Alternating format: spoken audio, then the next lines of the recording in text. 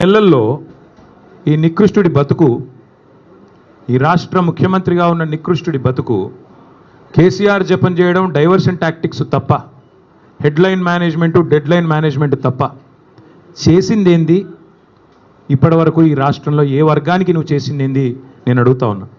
అందుకే పెద్దలు చెప్తారు, పంది ఎంత బలిసినా నంది కాదు.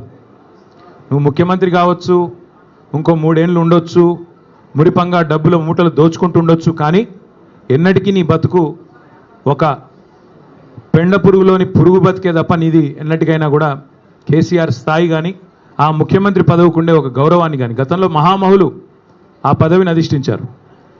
ఓ విజయభాస్కర్ రెడ్డి గారు, ఓ ఎన్టీ రామారావు గారు, ఒక రాజశేఖర రెడ్డి గారు, ఓ చంద్రబాబు నాయుడు గారు, ఓ కేసీఆర్ గారు. వాళ్ళు ఆ పదవికి ఎక్కిన తర్వాత ఎంత హుందాగా వ్యవహారం చేశారు. ఒక రోషయ్య గారు ఎంత హుందాగా వ్యవహరించారు. మీరెంత నికృష్టంగా వ్యవహరిస్తున్నారు. ఇది రాష్ట్రమే కాదు, దేశం మొత్తం గమనిస్తూ ఉంది.